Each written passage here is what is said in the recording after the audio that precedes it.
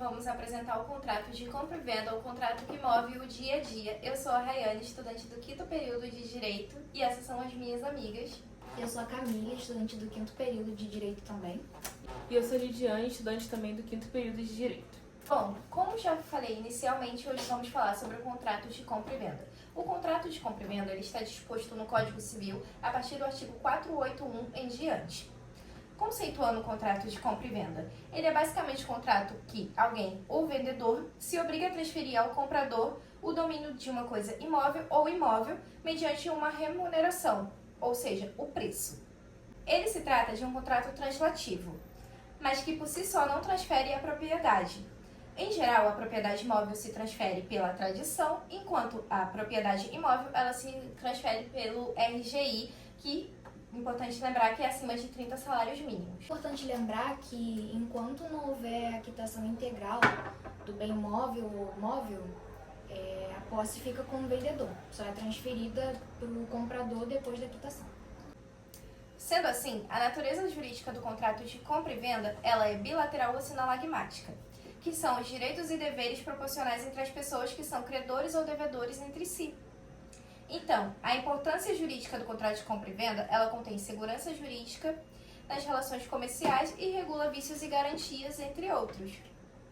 Como a Rayane explicou, que o contrato de compra e venda ele é bilateral, às vezes pode até ser também plurilateral por envolver mais de 2 pessoas no mesmo contrato. Pode ter diversos compradores, também diversos vendedores. E tanto o vendedor quanto o comprador, eles têm obrigações comutativas. O vendedor, ele tem que estar no lugar e hora combinado para entregar a coisa, ou seja, o objeto. E o comprador, eles têm que estar no local e hora também combinado, ou seja, pactuado para receber a coisa. E tem que ter também a questão do preço, ele também precisa ser ajustado, ou seja, além do vendedor, do comprador, ele está lá para receber o objeto, ele também tem que ter a pecúnia para dar ao vendedor. E o contrato de compra e venda, ele tem também algumas cláusulas especiais, que não é necessariamente precisa estar no contrato de compra e venda, mas o comprador e o vendedor podem se sujeitar a colocar no contrato. Que tem também a cláusula de venda a contento. O que significa? Que é como se eu, vendedor, entregasse toda a minha coleção de roupa ou sapatos para uma compradora e isso dependesse da satisfação dela. Por exemplo, ela não vai ficar com todos os meus sapatos, nem todas as minhas roupas. Vai ser uma venda à satisfação da compradora, da cliente. Então, ela vai escolher as que ela vai gostar e isso vai ficar no contrato de compra e venda. Continua. Sim, é basicamente isso que a Lidiane explicou, da questão das roupas. Isso pode ser com sapatos também, até objetos de decoração.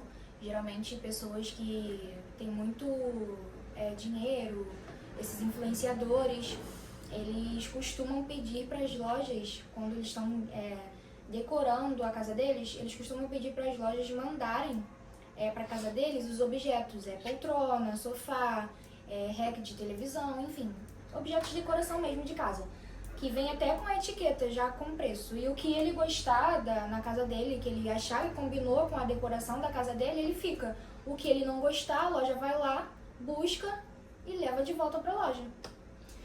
Aproveitando que vocês falaram agora, bom, a minha cunhada, ela trabalha em loja, ela é gerente de loja de roupas. E já aconteceu um desses casos, dela trazer as roupas para eu provar na minha casa e escolher a que eu queria ficar e depois eu devolvia as roupas que eu não queria ficar com elas.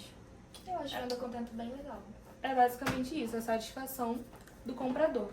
E existe também a venda sujeita à prova, que no caso já não é mais uma questão de satisfação do comprador, é uma satisfação técnica. Ou seja, uma satisfação à prova. Por exemplo, se eu vender um anel de diamante para a Camille e ela ficar desconfiada que isso é realmente um anel de diamante verdadeiro, ela vai num... qual é o nome mesmo ali? Técnico. Uma pessoa responsável que entenda sobre diamantes para verificar se aquilo realmente é verdadeiro. E após a verificação técnica desse diamante, o contrato de compra e venda ele vai se aperfeiçoar. Sim, também que nem comprar cachorro com pedigree. A pessoa te vendeu um cachorro dizendo que ele tem pedigree, mas você está desconfiando que o cachorro pode ou não ter realmente um pedigree. A pessoa deu até que quando a gente compra um cachorro com pedigree, vem documento, né? Sim. Falando que o cachorro tem pedigree. Aí você tá desconfiado, você vai num técnico especialista nisso e ele vai te dizer se o cachorro realmente tem pedigree ou não. E tanto a venda contento quanto a venda sujeita à prova, um está no artigo 509 e a sujeita à prova está no artigo 510 do Código Civil. E como a Camila explicou anteriormente, existe também a cláusula especial de reserva de domínio, que é quando o vendedor ele coloca essa cláusula para ele se garantir contra a inadimplência do comprador. Por exemplo, isso pode acontecer tanto com bens móveis ou imóveis, mas eu vou dar um exemplo de bem imóvel para ficar mais fácil. Eu compro uma casa financiada pela Caixa ou qualquer outro banco. E o banco, para ele se proteger contra a minha inadimplência, caso eu deixe de pagar o meu financiamento, ele vai ficar com a propriedade do imóvel, eu só vou ficar com a posse. Até eu ter a quitação integral do imóvel, o imóvel ele é do banco, não meu. Então isso é como ele se resguardar do meu inadimplente, se caso vai ficar inadimplente com o contrato. E um outro exemplo também é a cláusula de perempção, ou também pode ser chamada de preferência, que é uma cláusula que quando o vendedor ele vende um imóvel para mim, por exemplo, a Camille me vendeu um bem imóvel. E aí ela vai colocar nesse contrato de compra e venda a cláusula de perempção, que se eu quiser vender esse imóvel novamente, eu tenho que oferecer a ela primeiro, ou seja, ao vendedor original. E aí, por exemplo, a Rayane chega pra mim e fala que quer comprar o meu imóvel por 40 mil reais. Falo, tudo bem, mas antes eu vou oferecer a Camille. Camille, 40 mil reais. Ou é 40 ou é mais. E aí a Camille, se ela não quiser me dar os 40 mil, quiser dar menos, eu vou continuar com a Rayane, porque ou é mais ou é o mesmo valor que a Rayane ofereceu. Essa é praticamente a cláusula de preferência. Explicar das avarias. Ah, tá. E se caso... Mas peraí, se eu tiver feito avarias, eu tenho que te pagar, né?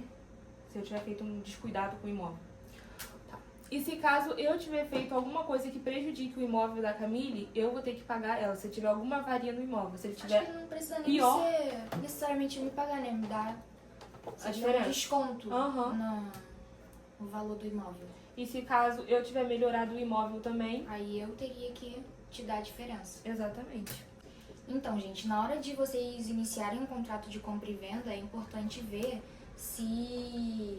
na verdade, é importante garantir que o negócio seja correto em todas as etapas.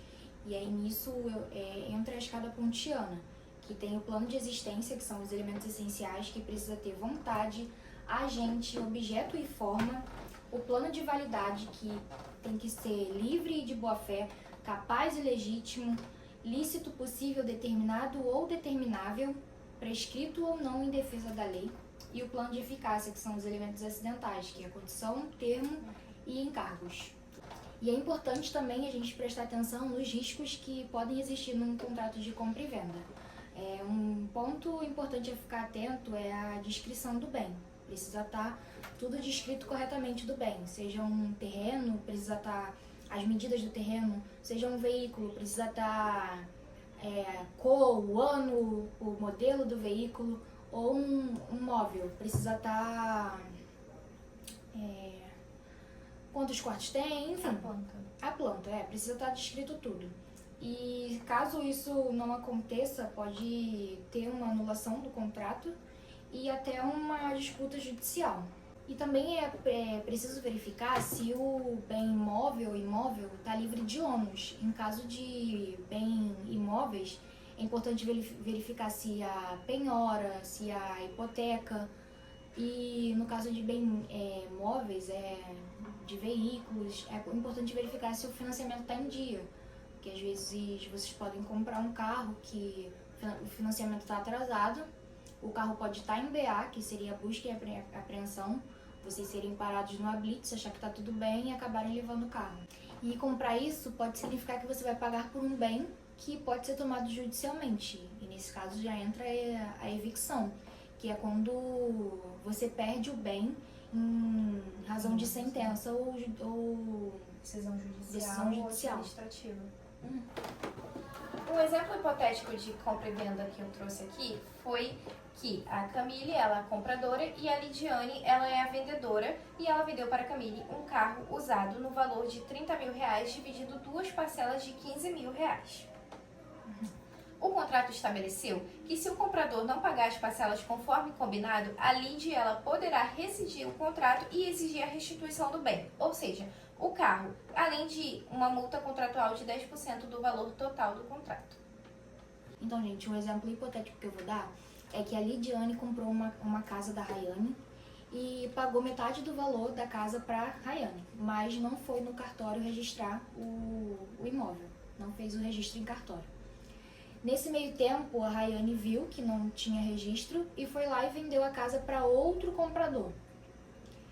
E aí a Lidiane fica sem a casa? Então, sim, a Lidiane fica sem a casa porque ela precisaria ter feito o registro em cartório para ela poder ter o domínio do bem. E aí, no artigo 1245, caput do Código Civil, está dizendo: transfere-se entre vivos a propriedade mediante o registro do título translativo no registro de imóveis. E no parágrafo 1º do mesmo artigo está dizendo: enquanto não se registrar o título translativo, o alienante continua a ser havido como dono do imóvel. Então, como a Lidiane não fez o registro do imóvel, passando o imóvel para o nome dela, a Rayane continuou sendo a dona do imóvel. Por isso, a Rayane foi lá e vendeu o imóvel para outra pessoa, entendeu?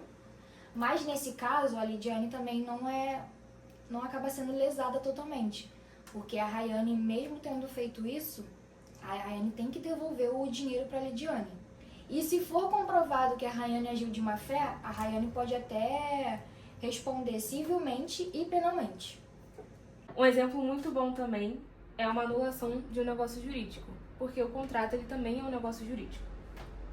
Por exemplo, eu tenho uma fazenda e eu não pretendo vendê-la.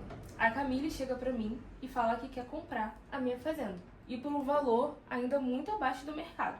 Eu falo que não quero vender, e a Camille fala que vai comprar mesmo assim, e ainda ameaça me matar e matar minha família.